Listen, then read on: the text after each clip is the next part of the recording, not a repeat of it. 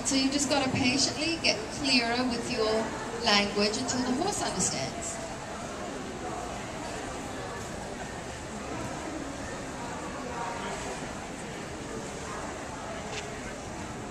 Doing great.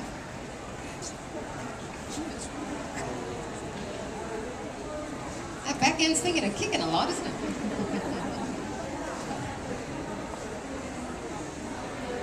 Must be an introvert. Introvert horses kick.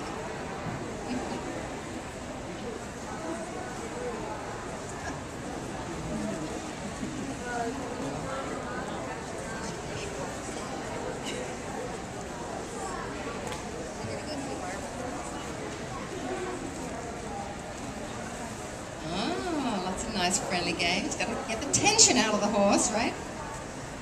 Because sometimes in the beginning, if a horse is really skeptical, you've got to spend a lot of time doing a friendly game.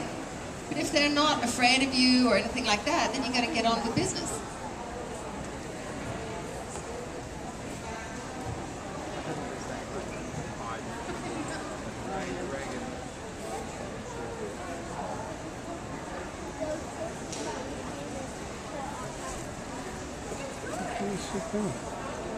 Nice job. Horse is starting to look a bit relaxed. Look, the back end blue.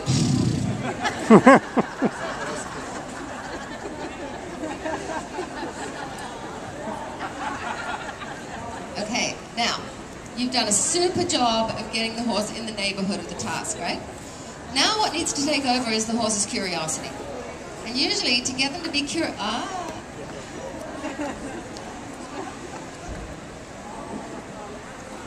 Usually to get them to be curious, you leave them alone.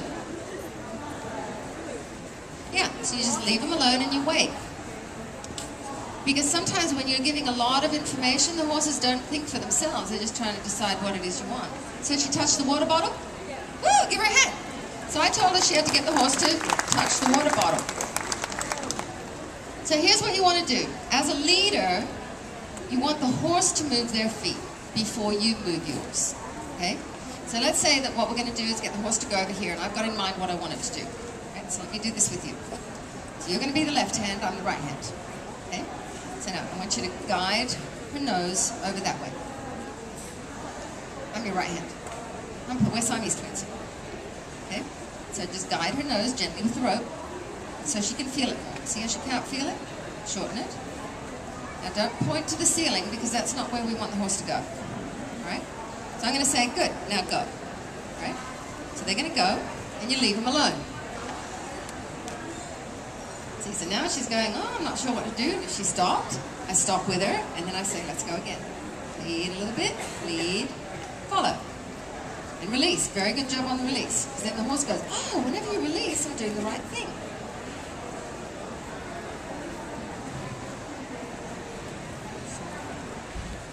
Now, step back and wait.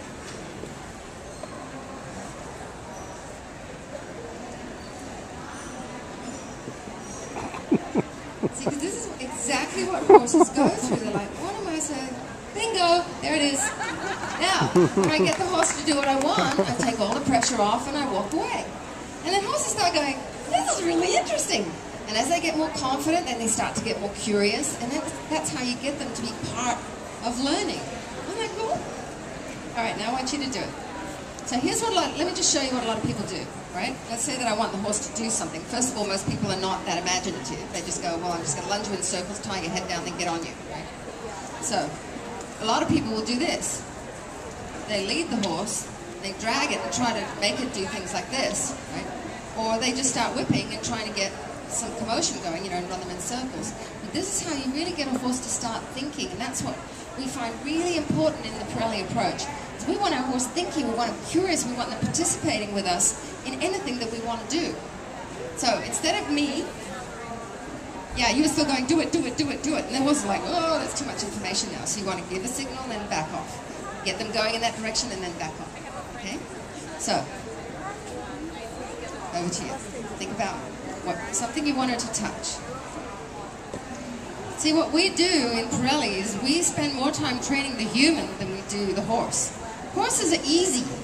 If you understand the 7 games and you get very good at your timing and your direction, and so horses start to understand you, you can train them to do just about anything. But learning how to do all of that is what is really the hard part. And that's what we do, is we teach you right from the beginning, not like starting you, all right, well, can you do Piaffe yet? Let's start there. We don't start at the top. We start at the very basics of getting a relationship going with the horse that's best built on trust and respect and understanding. And then we teach you how to become a more clear leader. And we start on the ground. We don't just get on a horse, because this is where we start the relationship. Once we've built it on the ground, then we can start to extend it to when we're riding. So much more can go wrong once you get on a horse's back. So here, when we get on the horse's back, we do the same 7 games, but we do it once that we're on their back. And this way you can learn how to communicate with horses. So, you're waiting for her to be curious, all right? Make sure that the rope is on the ground, because now that's a full release. If you're holding it, it's a little bit like this. They're like, what? Right? So then they're looking at you. And when they get closer, you back off a little bit. Just soft. That was it? Good. Turn your back, turn your back, turn your back. Because when you turn your back, all the pressure comes off the horse, and the horse goes, I must be right. Oh, look at the smile on that horse's face. Very cool. Give him a hand.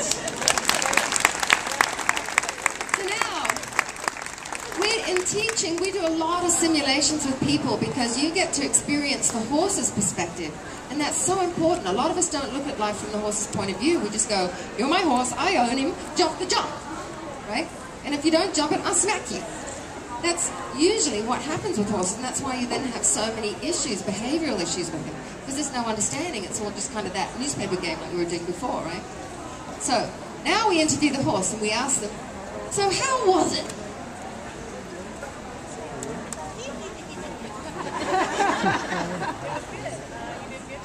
It was good. You did a good job. Compliment from the horse. Okay.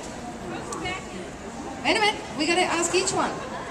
Is there anything you would tell her to do differently? Like, when you did such and such.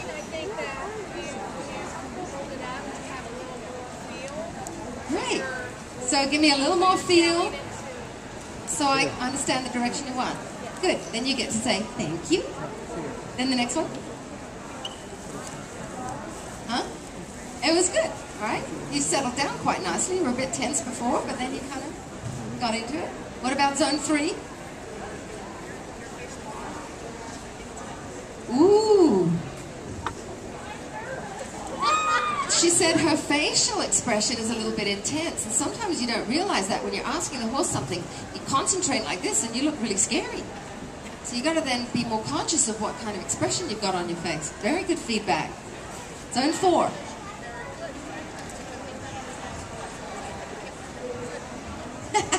She said, I thought she did really good, but it's a good thing that I'm a nice horse, or I would have kicked her in the beginning. Right? So she's a naughty horse on this end here. Yeah, she's the horse's ass. But I didn't say that. And now, from your perspective, what was it like?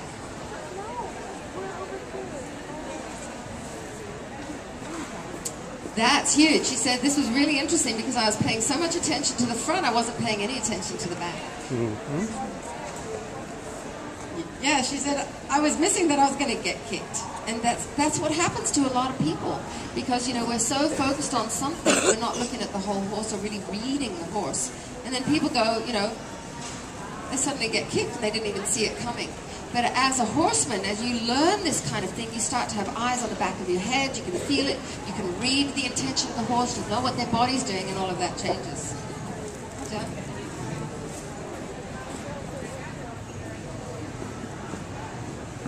yeah.